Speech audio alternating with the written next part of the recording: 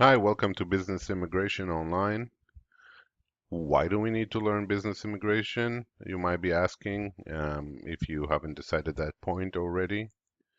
First, because it's something that shows up in a paper and it's good to know what's going on around. We see here there was a fairly recent story. Disney was blamed for replacing some of its US employees with foreign workers that came to this country in order to learn the job of the Americans and then take the jobs away to India. Um, of course, immigration is always hotly contested issues on elections. It's one of those sharp edges between the big parties. We see here Donald Trump zero in on that Disney as proof that the immigration system is really bad. Um, And then we see that we have a little bit of problem here because it turns out that Melania Trump, his wife, also came up as an immigrant to this country back in the 90s. And there are some ambiguities as to whether she had the proper visa to work in a country or no. And in addition, we see here an article that um, tells us that even the properties of Trump himself sought to hire employees on a visa, H-2B visa, which we're going to learn about later on. So we see that it's definitely something that it's good to know and an inseparable part of immigration law. Um, we hear most about, the compelling cases of humanitarian crisis, refugees, asylees, and so on. But the business immigration is really what underpins parts of the economy and what helps U.S. businesses survive and even flourish in this and in the local and the global economy.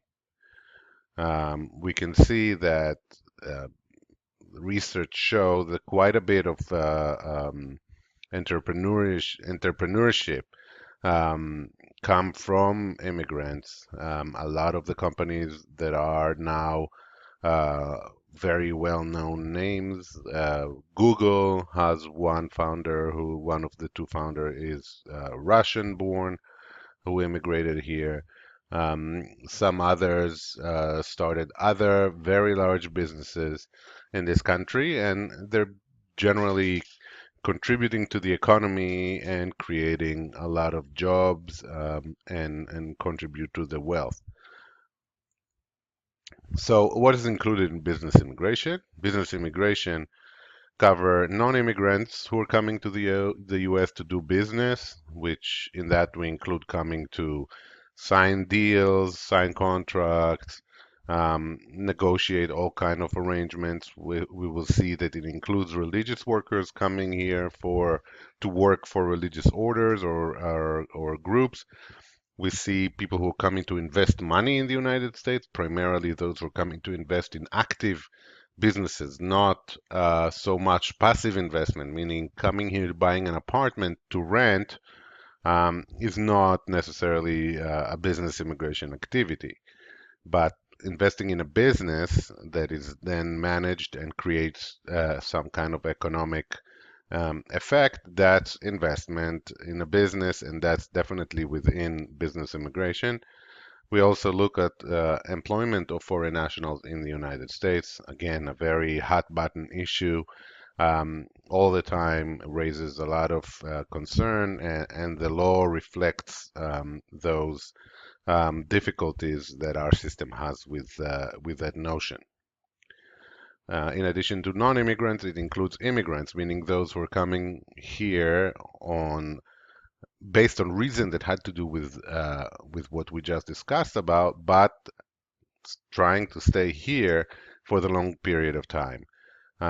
Eventually, everyone who's immigrating to the U.S. will get a green card, but people differ by the way that they got there. So some arrived by employment, um, as professionals. Some arrived because they have extraordinary ability, artists, athletes.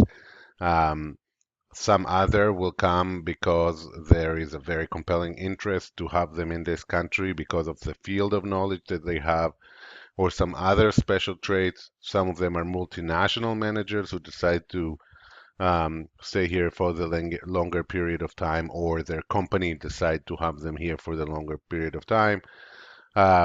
We have outstanding professors, researchers, and so on. At the end, all these will have a green card, but what we're going to see is how the ways they get to the green card differ from one another. How are we going to do that? I mean, anyone who knows a little bit about immigration, and you should all know because you already attended the course before the introductory course, you know that it's a fairly large area with a lot of provisions of all sorts, with all kind of resources. There's very little sense in memorizing everything. First of all, I don't know that it's even possible, but secondly, by the time you memorize it, it's probably changed already because it's also a very dynamic kind of field. However, there are principles that are underpinning the system for years and decades with respect to what type of people we want in this country, what kind of mechanisms we use in order to determine that someone is needed or not, and so on. And we're going to talk about those principles. And in addition, we're going to see how to find, based on those principles and the other materials that we're going to learn, how we are going to find um, answers to question. Again, we're not expected to have all the answers in our head, and we need to know how to find the resources.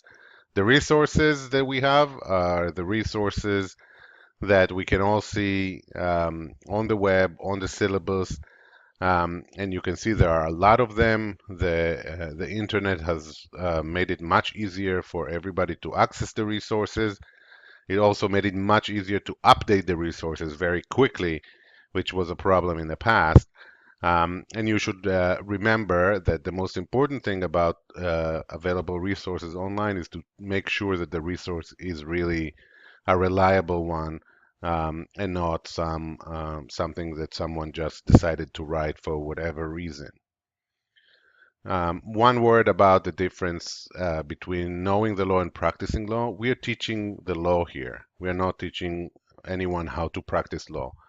The practice of law requires a wider area of knowledge, rules, and so on that we are not getting into in this particular certificate course.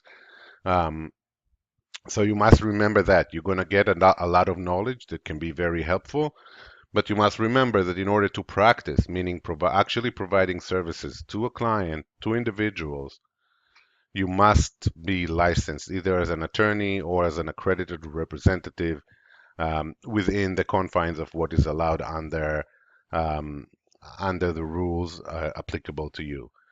So it's part of knowing the law is to know where are the boundaries. How is the business immigration system divided? So we have the non-immigrant, which are on the left side, and you'll see that they're usually identified by the letters of the alphabet that correspond to the type of visa based on where it shows up in section 101A15 of the Act. And in there, you can see that's one, section H will take care of H visas. There are several of them. 101A15O will take care of O visas, and so on.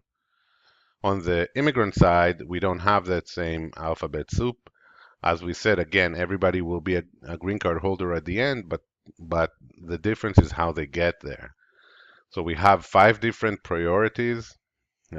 Primarily, we're going to look at priority workers, people with advanced degree, and professional and skilled workers. The 2 other categories, one is based on investment and job creation, and the last one in this field is a miscellaneous, is a relatively diverse group of people that has fairly unique circumstances that can allow them to immigrate to the United States. We're going to talk in that group particularly about religious workers, but not much more than that. With that, I hope we're all going to have an interesting course. I hope we're going to have nice discussions. I'm looking forward to working with you, and let's get going.